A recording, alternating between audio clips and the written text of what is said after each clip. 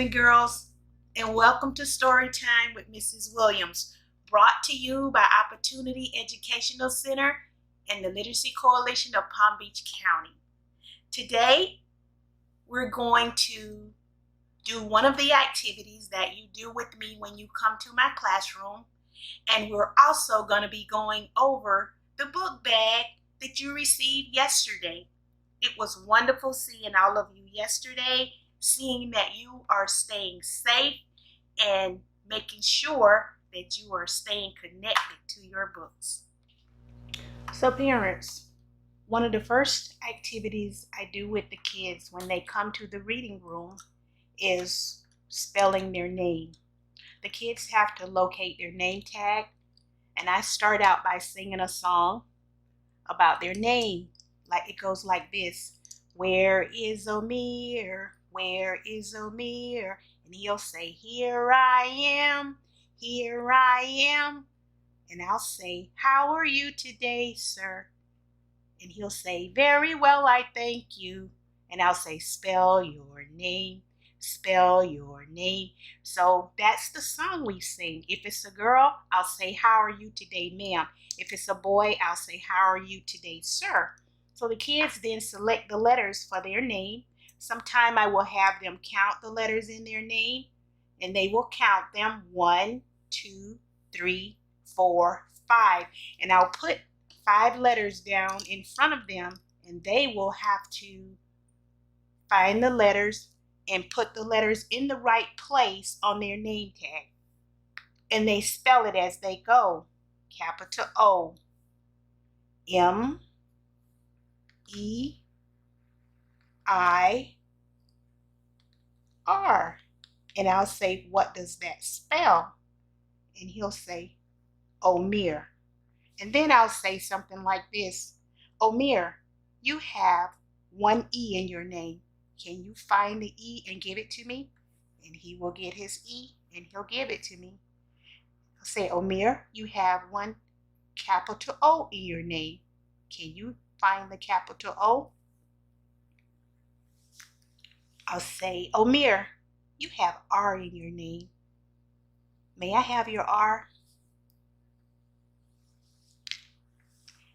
You have 1 M in your name. Can I please have your M?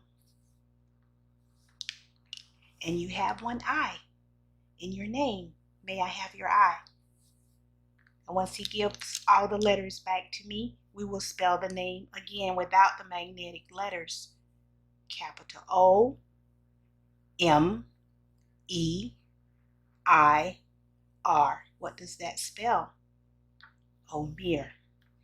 And I'm using Omir's name today because I still have his book bag from yesterday. So now what I'm going to do is go over the things that were in your book bag yesterday. If you came to the food drive yesterday at Opportunity, everybody received a book bag with their name on it and the label. And inside your book bag, you had lots of goodies. So let's go over the things that you had in your book bag. First, you had a copy of our March book, which was The Very Busy Spider. And you also had a little plastic spider ring in your book bag. As always, in the front of the book bag is the activities that we suggest the parents do with their kids.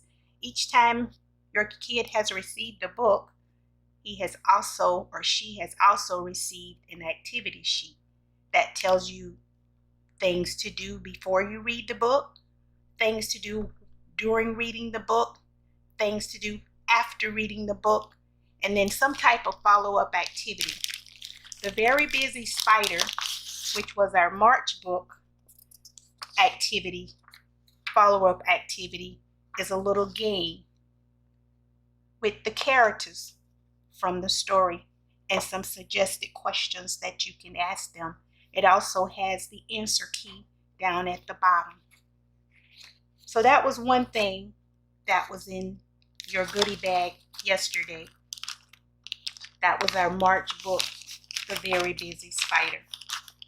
You also had in your book bag April's book of the month, which is one of my favorites, which is Eric Carle's The Very Hungry Caterpillar. So yes, we had two Eric Carle books back to back.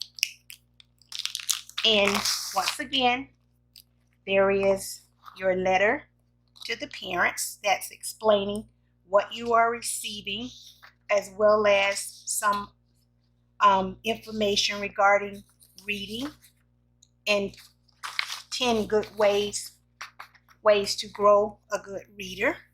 You also have some popular nursery rhymes that we do in the classroom. In addition to that, every kid received their very own copy of The Very Hungry Caterpillar by Eric Carle. And then one of my favorite activities for this book is Count with The Very Hungry Caterpillar, and it has the giant reusable stickers in the back. So as the kids read the book, they can go in the back and find the sticker. So on this particular page, the first page of the book, you can see that the egg is missing. So the kid would then turn to the back of the book where all of the stickers are located and find the egg, peel the egg off, and put it in the right place. And all throughout this book, there are things that are missing that we have stickers for in the back of the book. So that's your April book.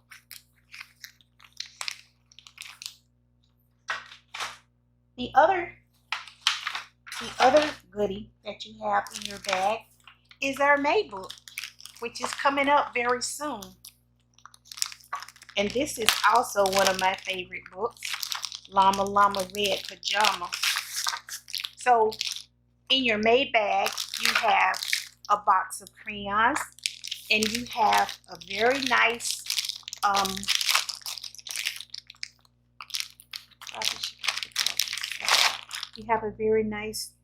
board book of Llama, Llama, Red Pajama. And you have a little Mother's Day card, because Mother's Day come in the month of May. And since Llama Llama didn't want to be alone without his mama, we thought it would be nice to include a little Happy Mother's Day card. You have your activity sheet. Once again, parents, that gives you suggestions of things to do after you read the book with your kid. And that's why we provided the crayons, so that you can also work on colors and do this coloring activity with your child. So that's our May book.